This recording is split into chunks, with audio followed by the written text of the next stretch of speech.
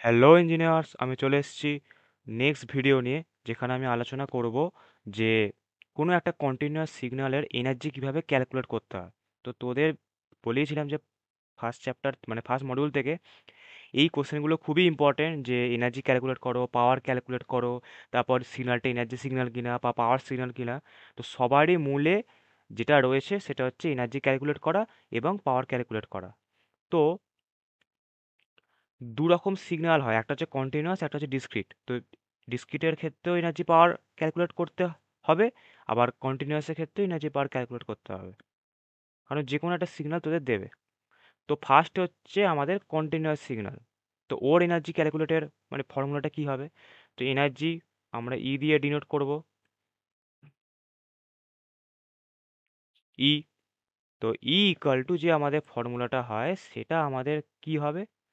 E equal to integration, limit বসবে minus infinity থেকে infinity mod of x টি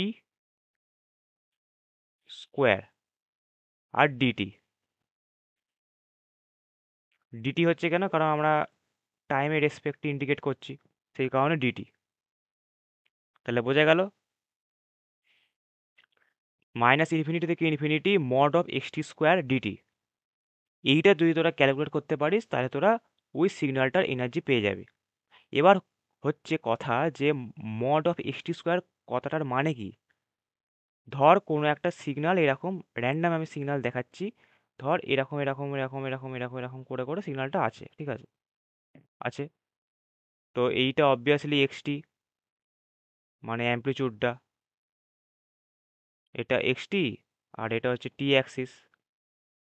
এবার যদি তোরা ভালো করে লক্ষ্য করিস, এই রেঞ্জ থেকে এই রেঞ্জ অবধি এক্সটির ভ্যালুটা পজিটিভ,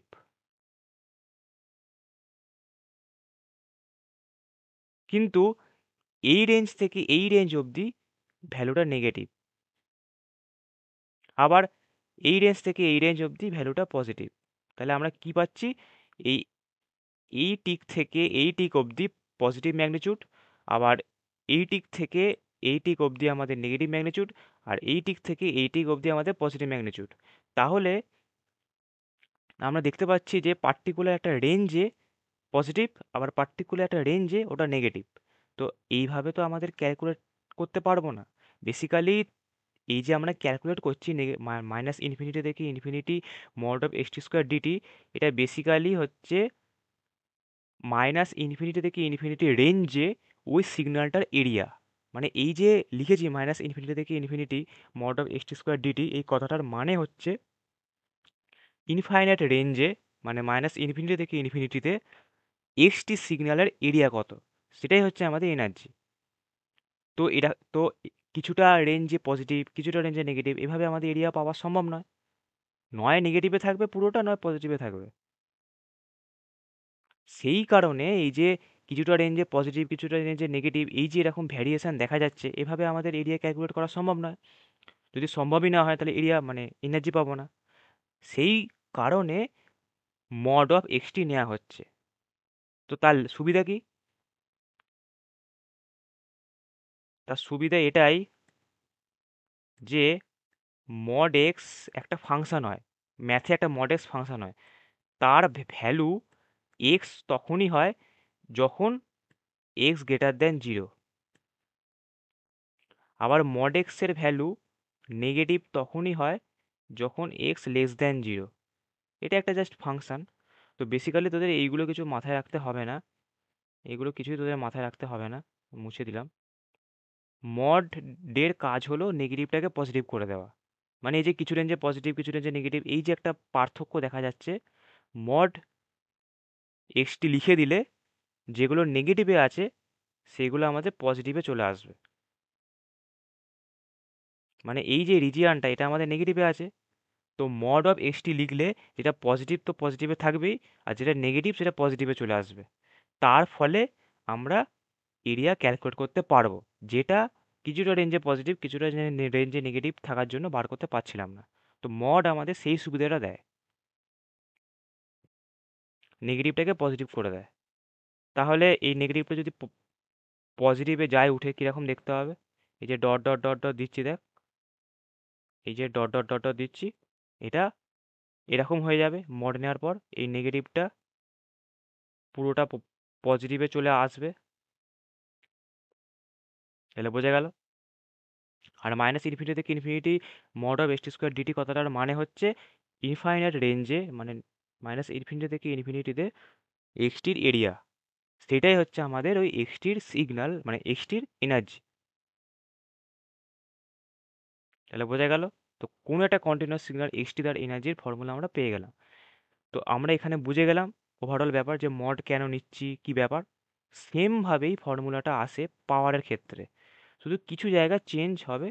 আমি আগে যেমন আমি চেঞ্জটা লেখার আগে যেটা সেম সেটা লিখে নিই, মানে যেভাবে তোরা মনে রাখবি পরীক্ষায়, mod of XT square DT, এটা যেমন থাকার থাকবে, এর কোনো চেঞ্জ হবে না। চেঞ্জ কি করে কোথায় হবে? লিমিটে। লিমিটে এতক্ষণ লিখছিলাম যে মাইনাস ইনফিনিটি থেকে ইনফিনিটি, ওটা আর ইনফিনিটি থেকে ইনফিনিটি হবে না, ওটা হবে মাইনাস টি/2 থেকে টি/2 অবধি, এবং একটা টি দিয়ে ভাগ হবে। এবং আরেকটা জিনিসও অ্যাড হবে, limit T tends to infinity. তাহলে বোঝা গেল, সবই সেম, শুধু লিমিটটা হবে মাইনাস টি/2 থেকে টি/2, আর একটা টি দিয়ে ভাগ হবে, এবং limit T tends to infinity হবে। তাহলে বোঝা গেল। তো এনার্জিও তোরা ক্যালকুলেট করবি এইভাবে, মড অফ এক্সটি স্কোয়ার লিখবি, নিয়ে ওকে মাইনাস টি/2 থেকে টি/2 অব্দি ইন্ডিকেট করবি, নিয়ে তারপর টি দিয়ে ভাগ করবি, মানে টি/2 মাইনাস টি/2 থেকে টি/2 অব্দি ইন্ডিকেট করে যে রেজাল্টটা পাবি সেটাকে টি দিয়ে ভাগ করবি, তারপর ওই টি এর জায়গায় ইনফিনিটি বসাবি, নিয়ে দেখবি অ্যান্সারটা কি আসে। এইভাবে তোরা পাওয়ার ক্যালকুলেট করতে পারবি। আর এনার্জি ক্যালকুলেট করার জন্য লিমিটটা মাইনাস ইনফিনিটি থেকে ইনফিনিটি অবধি হবে, বাকি সব সেম, লিমিটেই শুধু চেঞ্জ। এনার্জির ক্ষেত্রে মাইনাস ইনফিনিটি থেকে ইনফিনিটি, আর পাওয়ারের ক্ষেত্রে মাইনাস টি/2 থেকে টি/2, আর একটা টি দিয়ে ভাগ হবে, আর limit T tends to infinity. তাহলে বোঝা গেল। এবার টি দিয়ে ভাগ হচ্ছে কেন? কারণ power equal to energy, sorry, power equal to energy by time, সেই কারণে টি দিয়ে ভাগ হচ্ছে।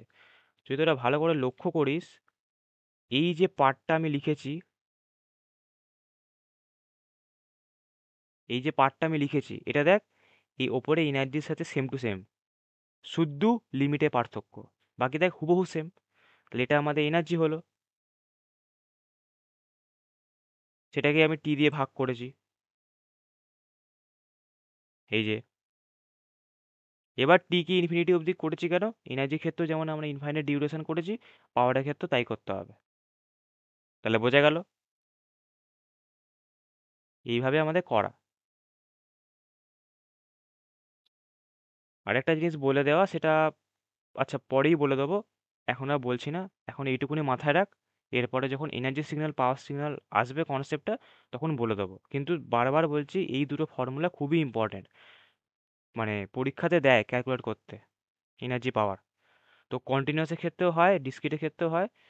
এই ভিডিওতে আমি কন্টিনিউয়াসের ক্ষেত্রে দুটো বলে দিলাম, এনার্জি এই ফর্মুলাটা, পাওয়ার এই ফর্মুলাটা, limit T tends to infinity 1/t integrate minus টি/2 থেকে টি/2 mod of XT square dt. এ দেখ, এবার আশা করি বুঝতে পারা যাচ্ছে। Limit T tends to infinity 1/t minus টি/2 থেকে টি/2 mod of XT square DT. এটা হচ্ছে পাওয়ারের ফর্মুলা। মনে রাখার সুবিধা কি? Power equal to energy by T. যে এনার্জি ফর্মুলাটা মুখস্থ করে গেছিস সেটা বসিয়ে দিবি, তাকে টি দিয়ে ভাগ করে দিবি, শুধু চেঞ্জ কি করবি, লিমিটটা মাইনাস টি/2 থেকে টি/2 করে দিবি। সব হয়ে যাওয়ার পর টি টেন্স টু ইনফিনিটি লিখতে কিছুতেই ভুলবি না। তাহলে বোঝা গেল, আশা করি বোঝা গেছে। চ নেক্সট ভিডিও দেখা হবে ডিসক্রিটের সিগন্যালের নিয়ে। Bye bye. If I make you crazy, just take it easy.